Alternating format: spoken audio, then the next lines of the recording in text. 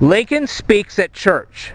Abraham Lincoln spoke in the Little Presbyterian Church on the northwest corner of Livingston and Mill Streets on January 27, 1860, shortly before being nominated for the presidency at the Republican National Convention in Chicago on May 16th. Lincoln had received 2 invitations to speak to the Young Men's Literary Society from his friend Jason W. Streville, a prominent young attorney of Pontiac and president of the group, which was composed of educated young men who met to debate issues of the day and hold instructive entertainments. It was not known until noon that day that Lincoln would appear, but a crowded house greeted the future president. Lincoln told the group he was very, very tired, having just returned from the East, where he had been on the road continuously, and was worn out talking on political subjects. Reviews of the speech were mixed. Many were disappointed in his topic, the wheel and axle, having wanted him to speak on the great question confronting the American people, slavery. Streville, in a letter to his son in 1901, said the lecture was one of the most interesting he had heard before or since.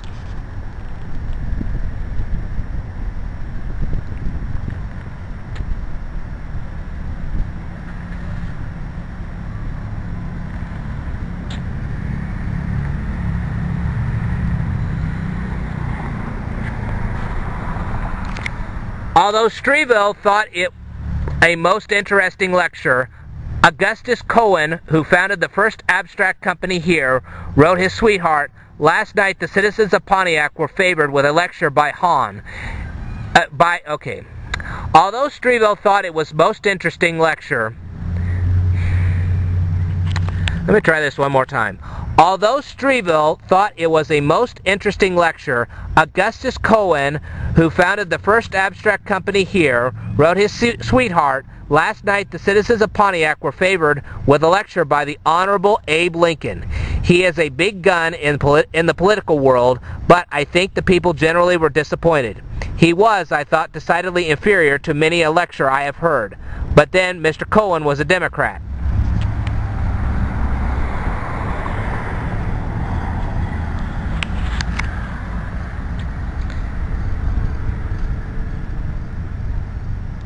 On May 19, 1857, lots were deeded to both the Methodist and Presbyterian churches, and a sharp rivalry developed as to which would erect and dedicate Pontiac's first church building.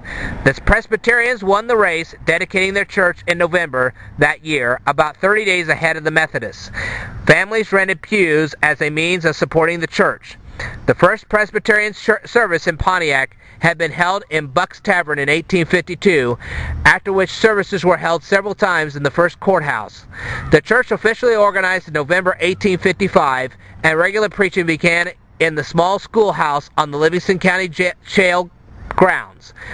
By 1874, the building where Lincoln spoke had become too small for the congregation, and it was sold to Wallace Lord, who moved it to Howard Street to be used as an opera house.